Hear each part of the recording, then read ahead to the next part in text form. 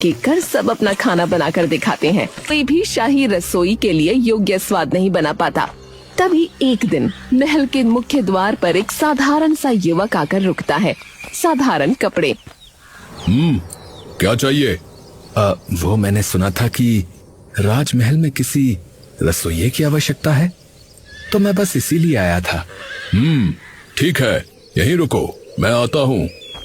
सैनिक तुरंत मुख्य रसोइये विश्वा के पास चला जाता है। विश्वा जी, बाहर कोई रसोइये के कार्य के लिए आया है। ठीक है, उसे अंदर भेज दो।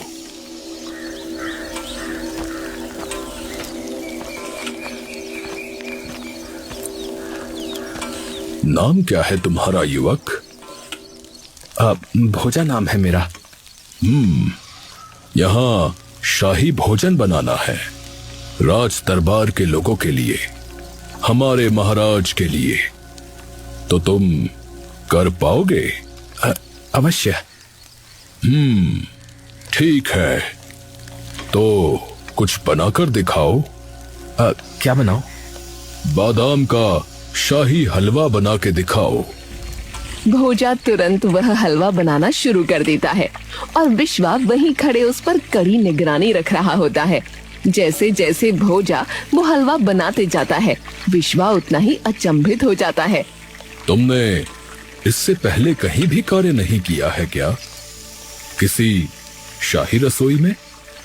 नहीं, वो जैसे गरीब का शाही रसोई में क्या लेना देना। बादाम का शाही हलवा बनाकर तैयार कर देता है।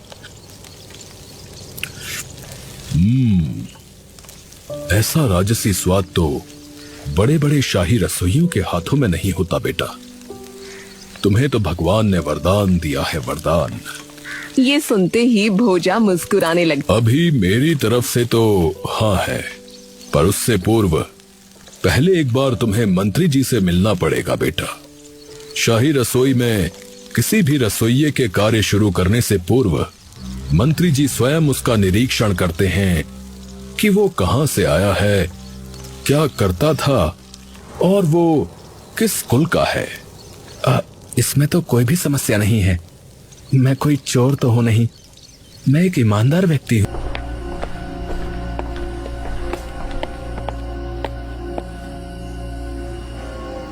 मंत्री जी, ये नया रसोइया आया है, एक बहुत अच्छा भोजन बनाता है, तो मैं तो इसे ही सोच रहा हूं कार्य पे रखने का।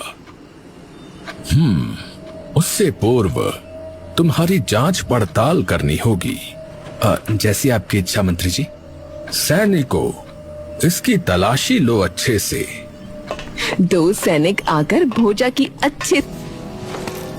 इनके पास कुछ नहीं है मंत्री जी, सब कुछ एकदम ठीक है। कहां से आए हो? माता पिता का वंश का नाम क्या है और करते क्या हो? मेरा नाम भोजा है। मेरी माता का नाम रमेश्वरी कुमारी और पिता का नाम धीरज सिंह है। दोनों अब इस संसार में नहीं हैं। जब मैं छोटा था तभी मेरे माता पिता का देहांत हो गया था, तो तब से अकेला ही हूं। कुल मेरा साहू है। मैं यही पुलिया पार के एक गांव भानार का रहने वाला हूं। ठीक है, तो कल से आ जाना फिर। भोजा खुश होकर वहां से चला जाता है। इसका ध्यान रखना विश्रवा, जब से बड़े राजा गए हैं तब से हमारे राज्य पर कई शत्रुओं की दृष्टि है, तो इसका यहाँ आना किसी शत्रु की चाल भी हो सकती है। हाथों में ताजी सब्जियां लिए महल के आंगन से गुजर रहे होते हैं कि तभी उसकी नजर एकटक महल के एक शांत और गमगीन से कक्ष की ओर टिक जाती है। क्यों भाई भोजा, क्या देख रहा है उधर? नहीं भैया, कुछ नहीं, मैं तो बस यूं ही देख रहा था। यूं ही? उधर क्या है पता है तुझे? नहीं, बस लगा कि कोई खास कक्ष है। किसका है वो? वो बड़ी महारानी का कक्ष है। अच्छा।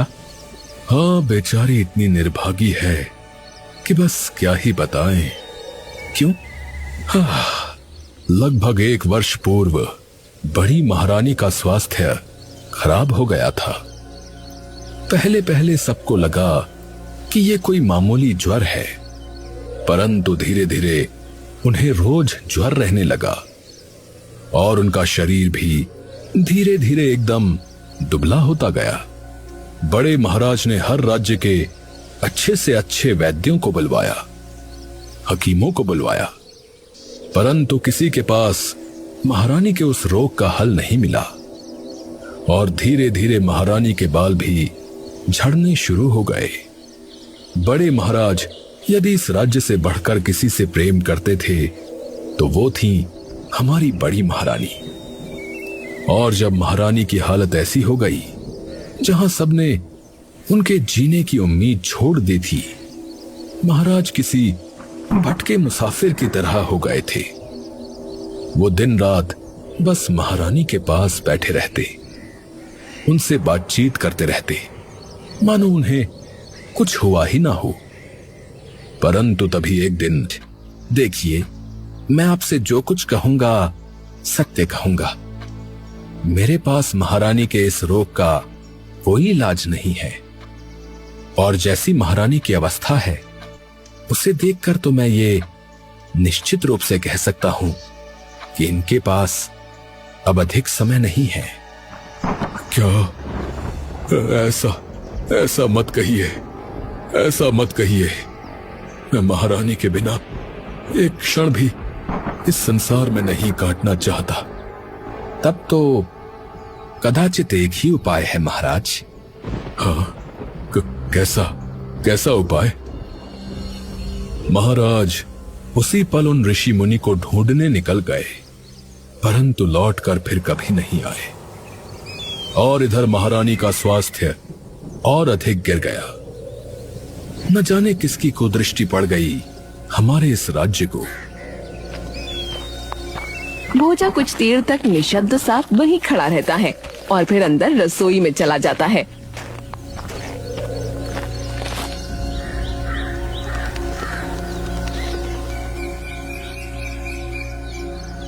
अगली सुबह होते ही पूरे राज्य में एकदम से हर्ष उल्लास का माहौल फैल जाता है।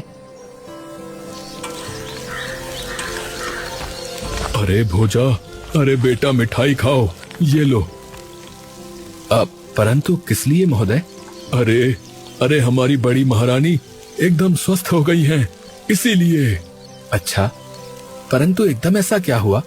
अब हमें तो ये लगता है कि हमारे महाराज ने ही ये चमत्कार किया है। वे अवश्य उन ऋषि मुनि तक पहुंच गए होंगे। भोजा खुश होकर वो मिठाई खा लेता है। आज की कोई खैर खबर नहीं आती।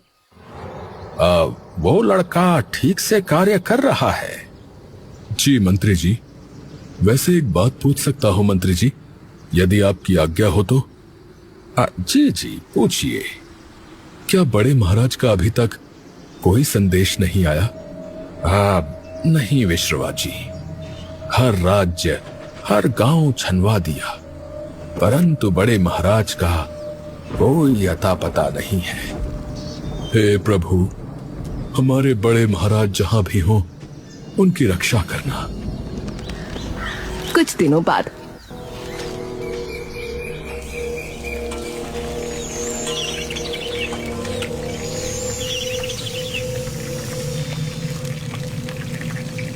ये बालक वहां क्यों देखता रहता है? दिखता है कि महारानी चारुलता उनके कक्ष के बाहर खड़ी मुस्कुराकर भोजा को देख रही हैं। हाँ, महारानी इसे ऐसे क्यों देख रही हैं? और जब से ये स्वस्थ हुई हैं, महारानी ने एक बार भी बड़े महाराज का कोई नाम तक नहीं लिया। भोजा चुपचाप अंदर आकर खाना बनाने लगता है। तभी बड़ी महारानी चारुलता वहां आ जाती है। महारानी, आप यहाँ? क्यों विश्वा जी, मैं आ नहीं सकती? नहीं महारानी, ऐसी बात नहीं है। काका, आज मेरी पसंद का खाना बनाना, बहुत दिन हो गए हैं। अब जैसी आपकी आज्ञा महारानी। महारानी चारुलता मुस्कुराकर भोजा की ओर देखती हैं और वापस बाहर चली जाती हैं। अब सभी रसोइये लग जाओ, उनका मनपसंद का भोजन बनाने में कोई कमी नहीं रहनी चाहिए। सभी लोग खाने की तैयारी में लग जाते हैं। महोदय, मैं अब अंजीर कोफ्ता के लिए अंजीर ले आता हूँ और उसकी खीर के लिए केसर भी ले आता हूँ। हाँ, तुम्हें कैसे पता कि बड़ी महारानी को ये सब वस्तुएं पसंद हैं? मैंने तो कभी नहीं बताया। नहीं महोदय, वो बस रसोई में ही कुछ लोग आपस में बातचीत कर रहे थे तो तब सुना था। विश्रवा जी, जब से राज्यों में ये समाचार फैला है कि महाराज गजेंद्र अब जा चुके हैं, तब से हर राज्य की हमारी राज्य पर दृष्टि बनी हुई है, क्योंकि उन्हें ज्ञात है कि उनके छोटे भाई राजपाट संभालने में इतने परिपक्व नहीं हैं, तो आक्रमण कहीं से भी हो सकता है। वो अपने गुप्तचरों को भी भेज सकते हैं।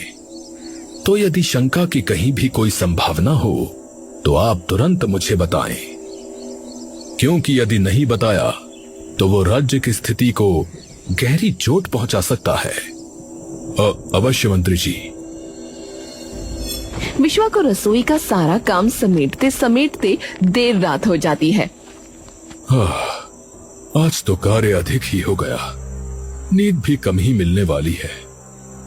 विश्वा रसोई से अपने कक्ष की ओर जाने लगता है। तभी एकदम से उसकी नजर चारुलता के कक्ष की ओर पड़ती है, जहां भोजा जा रहा होता है। ये देखते ही विश्वा पर मानो बिजली सी टूट पड़ती है। वो तुरंत मंत्री जी के पास दौड़ता हुआ चला जाता है और मंत्री जी को जगा देता है। मंत्री जी, उठिए, उठिए मंत्री जी। हाँ, क्या हुआ विश्रवा? इतने भय में क्यों लग रहे हो? विश्वा मंत्री जी को सारी बात बता देता है। क्या वो बड़ी महारानी के कक्ष में गया है? पता नहीं मंत्री जी, मुझे तो कुछ समझ में नहीं आ रहा है। आप मुझे एक बात बताइए, क्या महारानी ने अभी तक आपसे बड़े महाराज के बारे में कुछ पूछा या नहीं? अब नहीं, और ये बात हमें भी अत्यधिक चिंतित कर रही है। जो महाराज उनसे इतना प्रेम करते थे, वो उनके बिना इतनी प्रसन्न कैसे हैं? जी, अवश्य कोई तो बात है। हमें तुरंत वहां पहुंचना होगा, अन्यथा वो उन्हें कुछ कर न दे। मंत्री तुरंत सैनिकों को लेकर बड़ी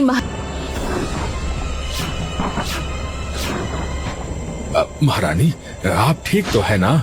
जी। तुम्हारा इतना दुस्साहस गुप्तचर कि तुम महारानी के कक्ष में घुस गए। सैनिकों, इसे बंदी बना लो।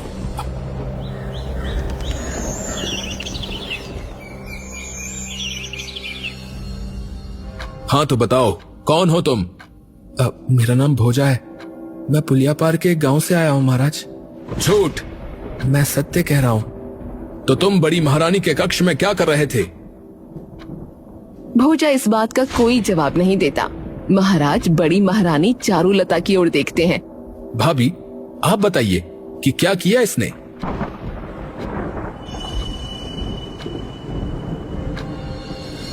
सैनिकों, इसे कारागार में डाल दो और पूछो कि किसने भेजा है इसे यहाँ। नहीं महाराज, इन्होंने कुछ नहीं किया।